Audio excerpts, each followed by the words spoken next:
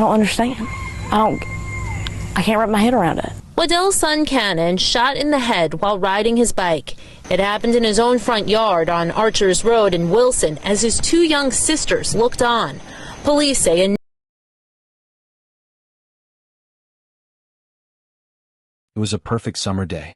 The kind where the sun drapes everything in gold, and the world feels safe, especially for a child. 5-year-old Cannon Hinnant was doing what little boys do best, racing his bike down the sidewalk, his laughter spilling into the air like music. His sisters were nearby, playing, giggling. Their father was inside, probably thinking about dinner, about bedtime stories, about everything except the fact that his life, was about to split in two. Because in just a few seconds, a neighbor would walk up to Cannon, raise a gun, and pull the trigger. Before we continue, kindly subscribe to this channel. We love you so much for your support.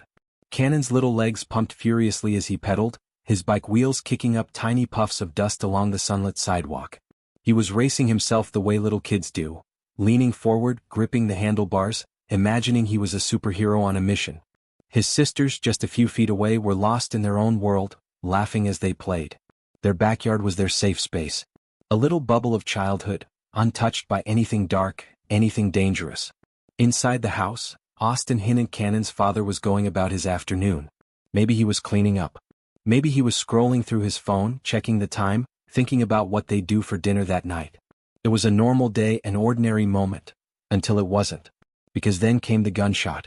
A single deafening crack split the air, so sudden, so out of place that for a second, everything froze. Even the world itself seemed to hold its breath. There were no warning signs. No argument. No time to react. Just that sound. And then Cannon collapsed. His tiny body hit the ground like a discarded doll, his bike tumbling beside him. Blood bright, terrible, pooled on the pavement, staining the innocence of that summer day in an instant. His sister screamed. High-pitched. Panicked. A sound no child should ever have to make. Inside, Austin heard it, the gunshot, the screams, and for a moment his brain refused to understand. Because this wasn't real. It couldn't be. He was moving before he knew what he was doing, his heart hammering in his chest, his breath already coming in short, jagged gasps as he sprinted outside. And then he saw him. Cannon. Lying there. Still. The world tilted. Crashed. Nothing made sense. Austin dropped to his knees, his hands shaking as he reached for his son. No, no, no. The words poured out of him, desperate, pleading with a universe that wasn't listening. His little boy. His baby. His sisters were sobbing, their bodies shaking with shock, their hands over their mouths like they could hold in the horror of what they had just seen. And just feet away, standing on his porch, was Darius Sessoms. The neighbor. The man they'd spoken to. The man who'd eaten dinner with them before. The man who just seconds ago had walked up to a 5-year-old riding his bike and ended his life. Austin locked eyes with him, his mind still struggling to catch up, to comprehend. Why? His voice broke. He was screaming, but it still wasn't loud enough. Nothing could be loud enough. But Sessoms said nothing. No remorse. No regret. He just ran. And Austin was left there holding his son, holding a nightmare he would never wake up from. Here's the next part of your script, crafted to make Cannon feel real to the audience. Not just a victim, but a little boy full of life and love. Before we talk about the crime, before we talk about justice, we need to talk about Cannon. Because he wasn't just a headline. He wasn't just another tragic story in the news. He was a little boy. A son. A brother. A light in his family's world. Cannon wasn't the kind of kid who tiptoed through life. No, he ran. He jumped. He climbed. He talked a mile a minute, barely stopping to catch his breath. His energy was endless, like he had too much life inside him to ever slow down. If you've ever been around a 5-year-old, you know the type, the wild ones. The ones who make you tired just watching them. And Cannon?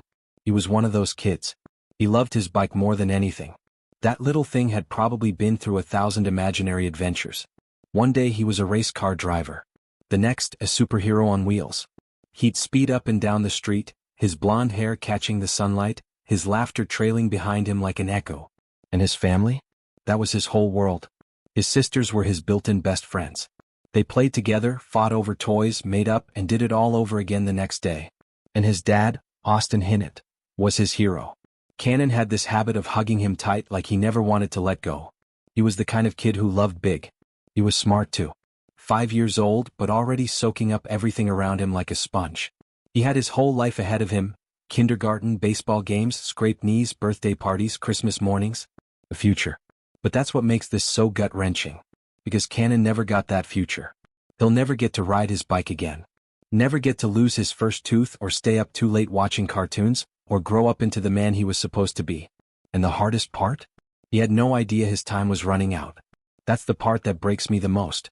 Because while we sit here talking about what happened, all Cannon knew in his final moments was that he was just a kid on his bike. Laughing, playing, living, until someone took it all away. What? That's the question that haunts this case. That's the question that keeps Cannon's family up at night, playing the moment over and over again, trying to make sense of something that will never make sense. Because there was no fight, no argument, no reason. One moment, Cannon was riding his bike, lost in the simple joy of childhood. And the next, Darius Sessoms walked up and took his life. But who was Darius Sessoms? He wasn't some stranger lurking in the shadows. He wasn't some unknown threat that the family feared. He was their neighbor. Not only that he was someone they trusted. He had been to their house before. He had sat at their table, eaten dinner with them. He had spoken to Cannon's father, Austin, like any other neighbor would. So what changed? That's the part that makes this so chilling. Because there's no obvious motive. No clear explanation. Just a brutal, senseless act. Some say drugs played a role. Others say mental illness. There were rumors that Sessoms had been acting erratically in the days leading up to the shooting, that his behavior had changed. Maybe he was paranoid. Maybe he was angry at something no one else could see.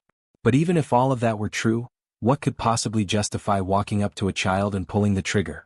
The answer? Nothing. Nothing explains it. Nothing makes it okay. Nothing brings Cannon back. And that's the hardest part for his family. Because if they knew why, if there was some kind of answer, maybe, just maybe, they could make peace with it. But there is no peace. There's just a little boy who should still be here, and a question that will never have an answer. The family's pain and the outrage. Austin Hinnant held his son as he died. Take a second to let that sink in. He ran outside, saw Cannon lying there, scooped him up in his arms, and there was nothing he could do. No way to stop the bleeding, no way to turn back time. Just a father holding his little boy, begging him to stay. I can't describe what that moment must have been like, and honestly, I don't think I want to. Because there are some pains so deep, so unbearable, that even trying to imagine them feels like too much. Cannon's sisters were standing there. They saw everything. His father was screaming for help, his mind refusing to believe what his eyes were seeing. Neighbors were frozen, horrified. And somewhere, in the chaos, Darius Sessoms was running, as if he hadn't just destroyed an entire family. The grief that followed was unbearable. Austin Hinnant lost his baby boy. Cannon's mother, Bonnie, got a phone call that shattered her world. His sisters. They went from playing with their little brother to living with a trauma that no child should ever have to carry. And then came the outrage. Because this wasn't just a murder, this was an execution. People were furious. The community in Wilson, North Carolina, demanded justice. There were vigils, fundraisers, prayers. And beyond that, there was anger. Because some people felt like this story didn't get enough attention. They pointed to the media, asking, why isn't this everywhere? A 5-year-old shot in broad daylight for no reason at all. No fight. No argument. Nothing. Just an innocent child taken from his family. Some believed it was because of race. Because Cannon was white and Darius Sessoms was black. They argued that if the roles had been reversed, the story would have been plastered across every news station for weeks. Others believed it was because the case was too open and shut. Sessoms was arrested within 24 hours. There was no hunt for a suspect, no mystery to solve. But still, did that mean his life was worth any less? For Cannon's family, none of that mattered. They weren't thinking about media coverage. They weren't thinking about politics. They were just thinking about Cannon. The little boy who would never get to grow up. The little boy who should still be here. Darius Sessoms was arrested within 24 hours. But what happened after that? The quick arrest of Darius Sessoms brought a semblance of justice, but it didn't bring back Cannon Hinnant. The case was moving forward, and the world was watching as the legal process unfolded. In court, the tension was palpable. Cannon's family was there, trying to hold it together, their grief evident in their eyes. They had to relive the horror of that day, Cannon's smile, his innocence, all ripped away in an instant. During the trial, Cannon's mother, his aunt, and other family members spoke up. They were torn between the need for justice and the ache of knowing that nothing could undo the damage done to their lives. His mother, in particular, expressed a deep sense of loss. Her young son taken from her so violently, and yet no sentence, no verdict could ever fill the emptiness he left behind. Darius Sessoms, meanwhile, was charged with first-degree murder. His motive was unclear, but his actions were undeniable, point-blank and senseless. He seemed unmoved in court, his expression cold, as if he couldn't fully comprehend the gravity of what he'd done. In the aftermath, the question lingered, was justice enough? Could it ever be? Cannon's family, while seeking accountability, understood that no amount of punishment could bring him back. There was a deep ache that no sentence could heal. And as they left the courtroom, they were left with that haunting question. Justice served, but the pain was far from gone. In a way, no one truly wins in these situations. The weight of loss remains, the scars stay forever. Even after the court's decision, the heartbreak of Cannon's death was still alive in every breath his family took. Justice. Perhaps. But the aftermath? That's something they'd have to live with, day in and day out. Cannon should be here today. Riding his bike. Laughing. Growing up. Those words hang in the air like a gut punch, reminding everyone who hears them of the cruelest truth. Cannon is gone. His laughter, his innocent joy, never got the chance to fill the world the way it should have. His family feels that absence every day. The bike he should have been riding, the milestones he should have been reaching, all taken in the blink of an eye. The emptiness is unbearable. Every day his family faces the weight of loss, knowing that no amount of time will ever bring him back. There's an undeniable ache in their hearts. But as they try to make sense of this, they also remind themselves, we can't bring him back. But we can remember him. We can honor him. Honoring Cannon means keeping his spirit alive in the hearts of those who loved him. It means telling his story even when it hurts, so the world knows the kind of person he was, the kind of person he would have become. His family continues to stand together, clinging to his memory and the love they shared, knowing that, while they can never fully heal, they can always remember and honor his life. If you want to join Cannon's family in remembering him, and to hear more stories that touch your heart and make you reflect, don't forget to hit that subscribe button.